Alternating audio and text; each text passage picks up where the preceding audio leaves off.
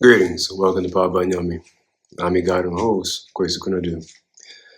On this episode, we have a message for next calendar year, 2026. And so as we close out 2025, I want to share with you a message that I received this morning. And the message goes something like this. If you thought that 2025 was a tumultuous year, and indeed it was, whether it's tremendous hurricanes, floodings, blizzards, other kinds of so-called natural disasters and phenomena, as well as political turmoil, unrest, killings, and all kinds of violence that is almost unimaginable, both in scale as well as in scope. I'm going to tell you now, 2026 is not going to be better. What do I mean? This is what I mean.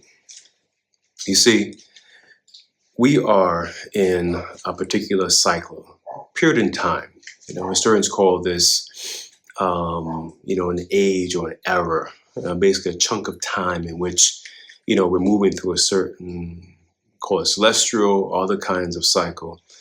And in this cycle, it's not going to get better before it gets worse. Indeed, it's going to get worse before it gets better. And there's a purpose in all this. Think about your life. I think about my own life, human life thus far, human experience.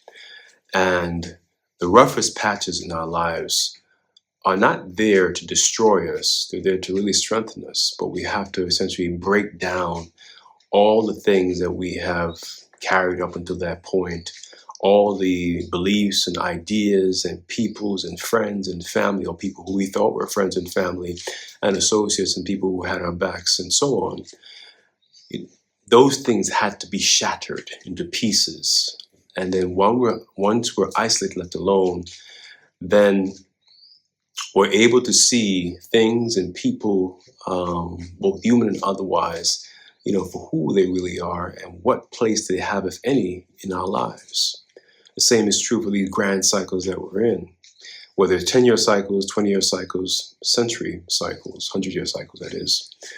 We're in one of those periods. And so my message to you, 2026, is that it's not going to be better before it gets worse. But it's not the worst that we think is worse. It's the worst where things are going to break apart, things are going to break down, things are going to shatter, things are going to, in the words of the famous Nigerian novelist Chinua Achebe, things are going to fall apart before they can be brought together and built anew. And I say that to say this. The message for 2026, therefore, starts right now.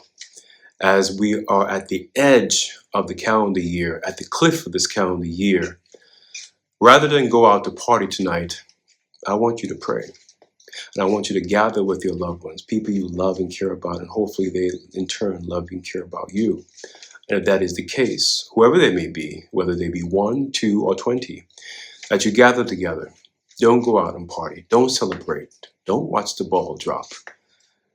Because some of us will not make it into 2026, and some of us will not make it in 2026. I say that again. I'm not trying to scare anyone. I'm just sharing with you a message.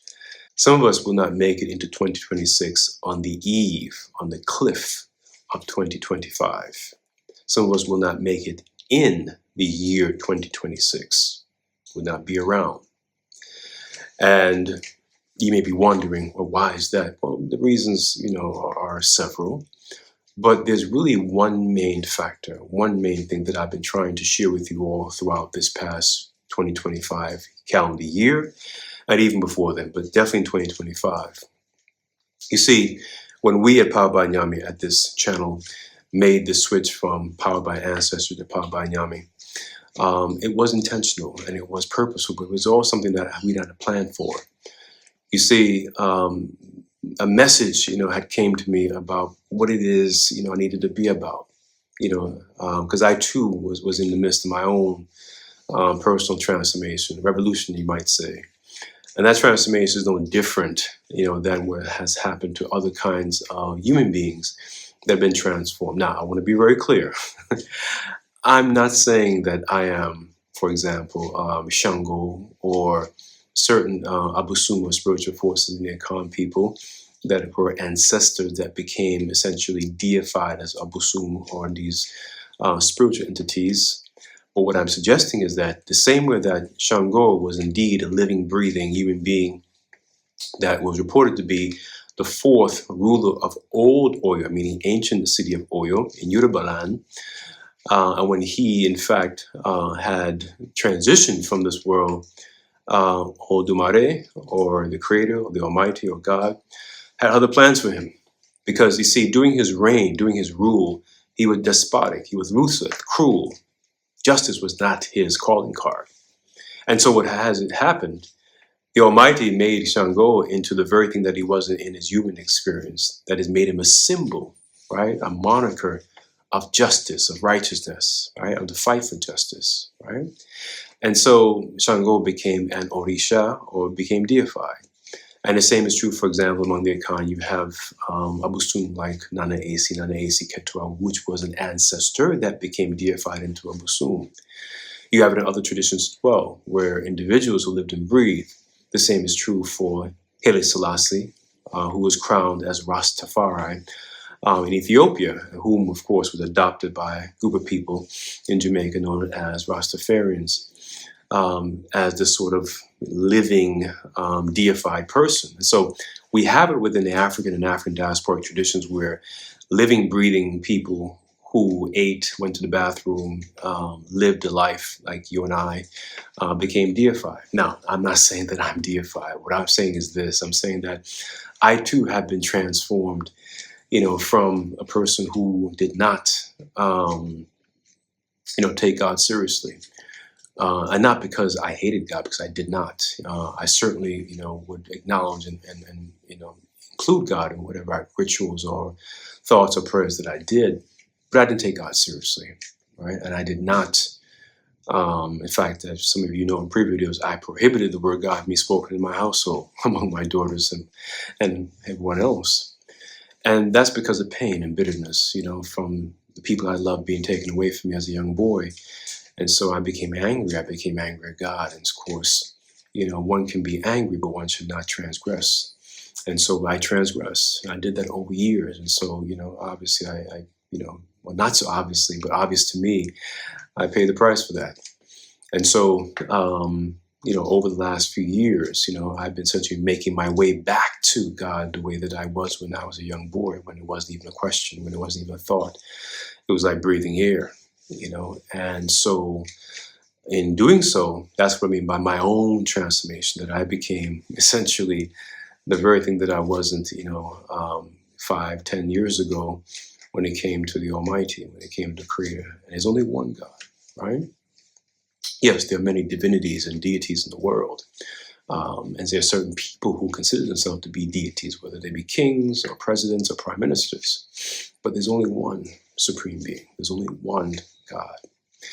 And as I've gotten closer, right, to my God, right, He that liveth within me, as I've gotten closer to my God, right, and I've been taught and shown things that, it might amaze you, and I think it would amaze you.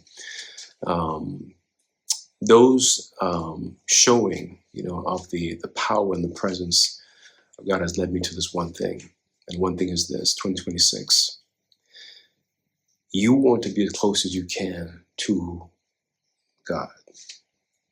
You want to have your people you love and care about to be as close. That's going to be the only thing that's going to carry you through, carry me through, carry us through the next calendar year, because it's not going to get better. It's going to get worse before it gets better, right? Socially, politically, ecologically, environmentally, you name it, climatically, it's going to get rough. And in the storm, you're going to need to have an anchor, an unwavering anchor. And you see, the same God that was yesterday is today and will be tomorrow. As I've shared with you in previous videos, by the same Almighty that was with these 8 civilizations, that carried those through, at least those who wanted to be in the community, in the company of the Almighty, they were carried through, and those who didn't, well, they perished. We're at that similar moment. And so my message once more to you, 2026, is don't go celebrating. Don't go partying.